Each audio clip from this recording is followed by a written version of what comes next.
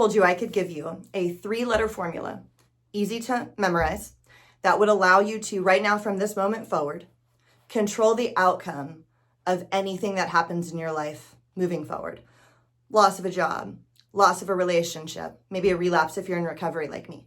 Anything that happens, you can change the outcome from a negative one to a positive one for you, allowing you to create your life versus just surviving your circumstances. I have spent a lot of time just surviving circumstances. And when I finally got sober in January of 2015, in addition to my recovery, I've embarked on this journey of figuring out ways to manage my emotions better. I was in my mid-30s when I got sober, and there was a lot to rebuild and there was a lot to relearn.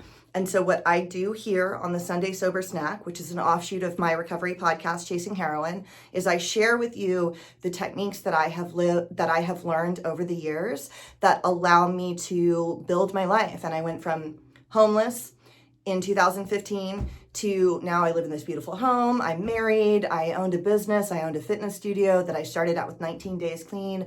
I've really been able to rebuild my life and, more importantly, manage my emotions so that I'm less at the mercy of my circumstances and more able to control my response and ultimately my outcome despite what may happen, right? Because everything that happens, we mostly don't have control over, but we can flip any of it for our good with this formula. Like I said, my name is Janine. Welcome to the Sunday Sober Snack. This is an offshoot of the Chasing Heroin podcast, and I'm so happy to be here with you guys. If you are watching this on YouTube or on Spotify, where you can add comments now, I would love for you to write your name, where you are watching this from, and if you're in recovery, if you're sober, what is your sobriety date? One of my favorite things to do is go back into the comments and say hi to you guys and chat and connect with all of you.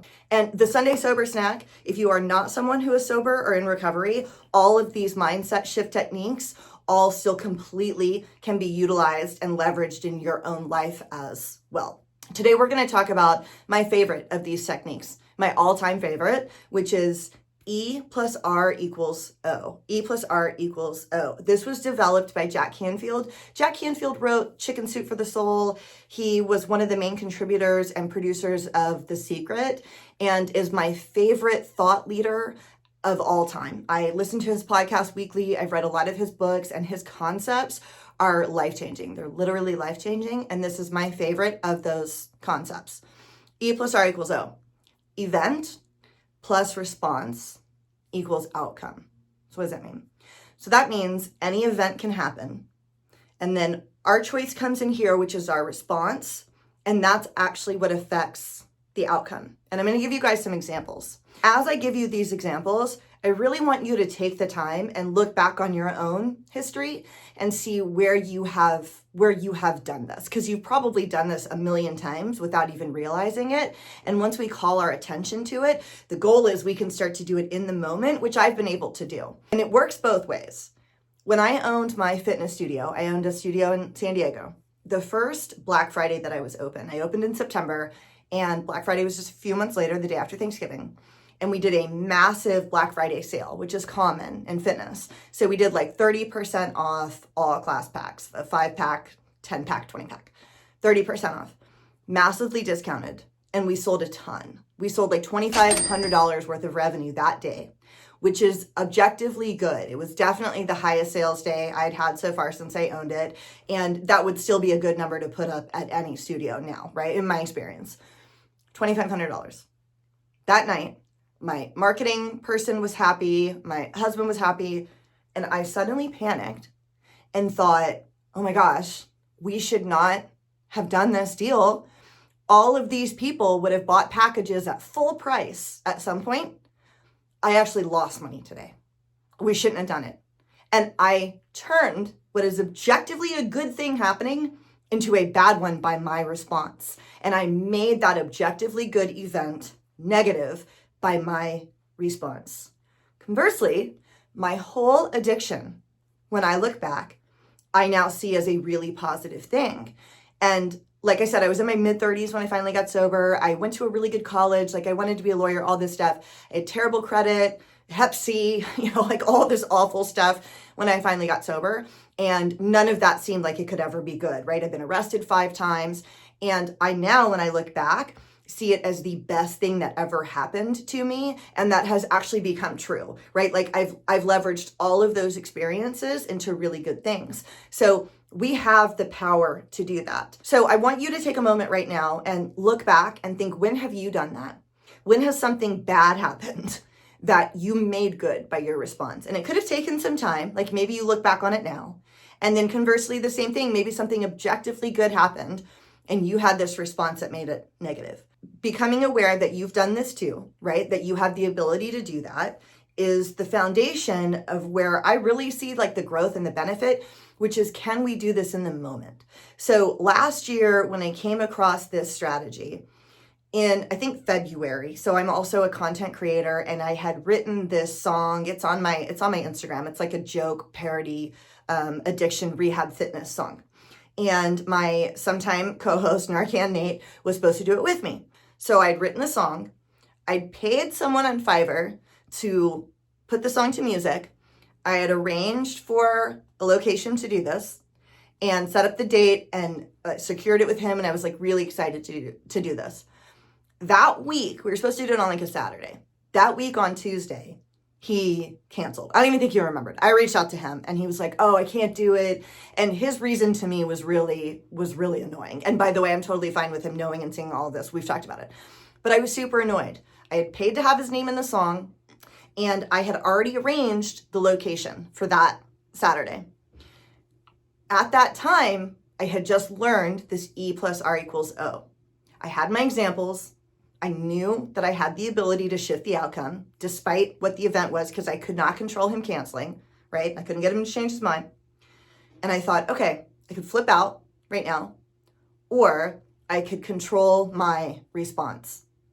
And I had already thought that I wanted to ask my friend Vegas actually instead. In the weeks leading up to this, I had started to think, I should have asked Vegas, who's in it now. And when this happened, initially I got really mad. And then I jumped to my, how do I control this outcome? And I thought, you know what? I'm going to ask Vegas instead. I actually think he might be better for it. Though I'm disappointed, I'm going to ask Vegas instead. So I did. And Vegas did a much better job, frankly, than I think Nate would. Nate's really cool, and he would have shown up and done it, but Vegas, like, fully committed. You should go watch it. It's hilarious. He's wearing a Dare shirt, his glasses, a sweatband. He came up with this, like, really funny, like, movement when one of the lines was about going to a check cash place.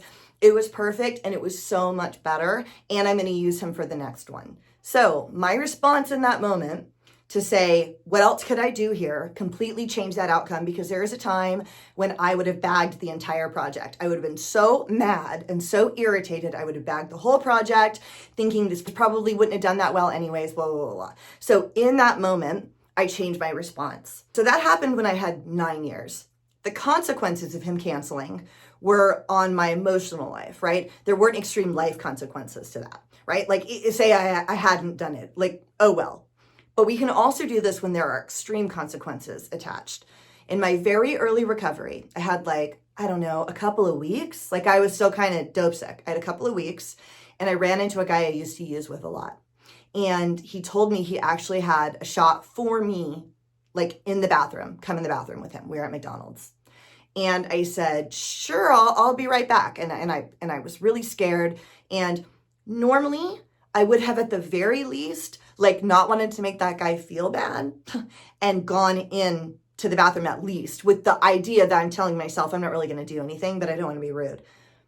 Instead, I ran up the hill to my sober living, ran up to my sober living manager, told him what happened, and I now have 9 years.